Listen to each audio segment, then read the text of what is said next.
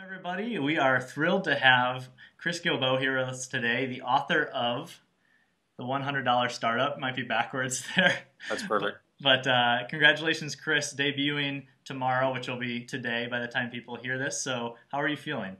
I'm feeling good. I'm having a good time. I'm here in New York and just came in a couple of days ago and getting ready to kick things off and then go on tour. So I'm feeling good. That's great. And so a couple questions I had. I was able to pour through this. I loved it. Really inspiring.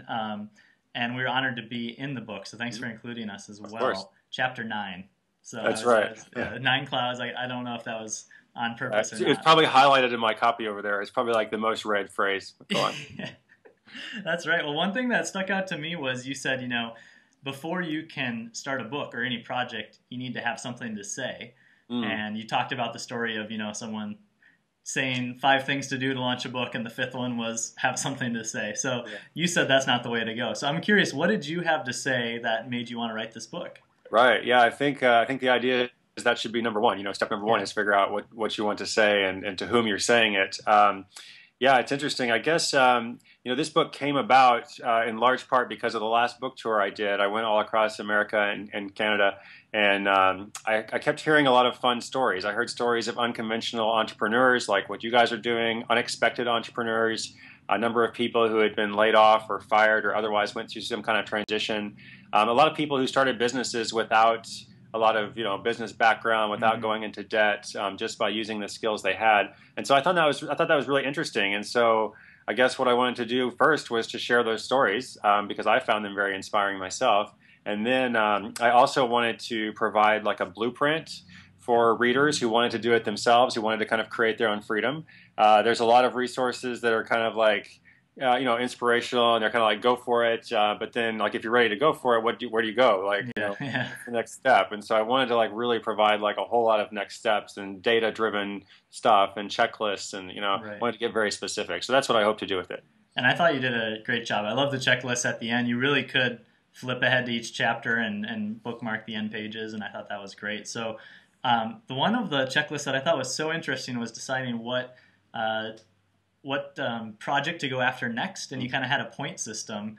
Right. Maybe you can talk a little bit about that. Have you used that personally? I'm curious. Yeah, I have. I think I called it something like the decision-making matrix or something. Yeah. And so the whole theory there is a lot of us have lots of different ideas, and especially if you want to be an entrepreneur, you probably have like all kinds of ideas at any given time. And I think the wrong approach is to say like you can only do one of those things. I'm not really into like hyper-focus because I like to do a lot of different projects, but it's true that you probably can't do them all at the same time.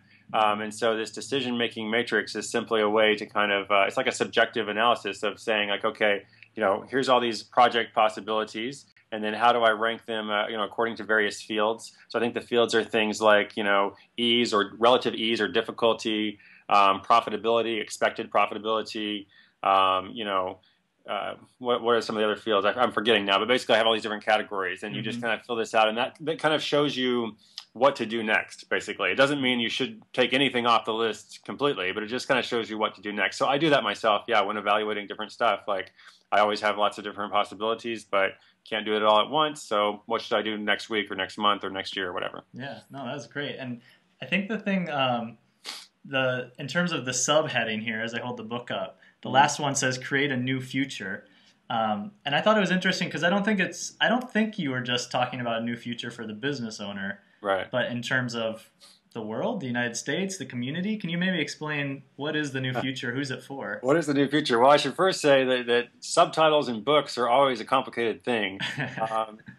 Subtitles are always negotiated, like a negotiated process. So I am pretty happy with the title of the book. The subtitle, I think it's okay. I think it's kind of like some people wanted something from the publisher. I wanted something. The agent has we all have different inputs. So we're like, what is okay? So we come up with this kind of convoluted subtitle. But nevertheless, I do like create a new future because I think it's an aspirational thing, and it is first and foremost about creating a new future for yourself and your family and those that you're working with. But then the new future of micro business is what the whole book is about. It's about the possibility that many of us have to kind of take responsibility for our own security, to create more independence for ourselves, and to go into business without a lot of skills or training. And in some ways, people have always been doing that. I used to live in Africa, and there's a lot of people in Africa who just buy and sell, and they didn't go to business school or any kind of formal education, but they just kind of work for themselves. I think what's different now is like people are connecting all over the world, and we can launch something very quickly, and we can fail quickly or succeed quickly, but either way, the risk is very low. So that's, I think, like the new future of micro business revolution. Yeah, and I wondered about that because I definitely am in your camp of go out there and do it and get started, but. What would you say to the devil's advocate who says you make it sound too easy? Maybe you're setting people up to fail. And Okay, even though good they're question. failing quickly, it's still depressing. No, great question, great question. So first of all, who says you're going to fail? Lots of people succeed, but I guess, as for making it too easy, well, of course it requires work. It's not like, instant plan for anything. Of course, anything that's worth doing, is going to require work. But I would say, people often contrast, the idea of working for yourself with the idea of working for someone else.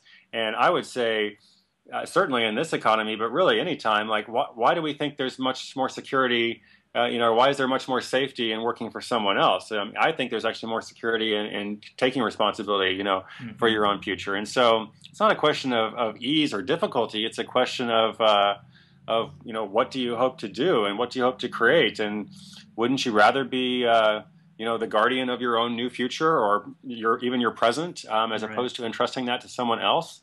So I'm all about lowering risk and lowering perception of risk. For me, I think it's actually a conservative thing to be an entrepreneur. I'm choosing the safe thing because I trust, whatever it is that I can create more than I could be a good employee. I'm sure if I came to work for you, Scott, I'd be a terrible employee. I'd be doing my own stuff.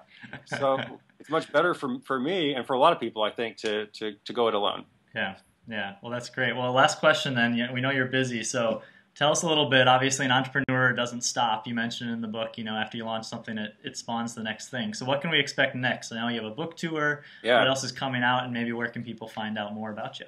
Oh, sure. Always working on lots of stuff. So I'm traveling to 22 cities over the next 6 weeks in the U.S. and Canada, and also London abroad. And then we'll be taking the book tour fully international later, hosting the World Domination Summit in Portland this summer with about 1,000 fun people.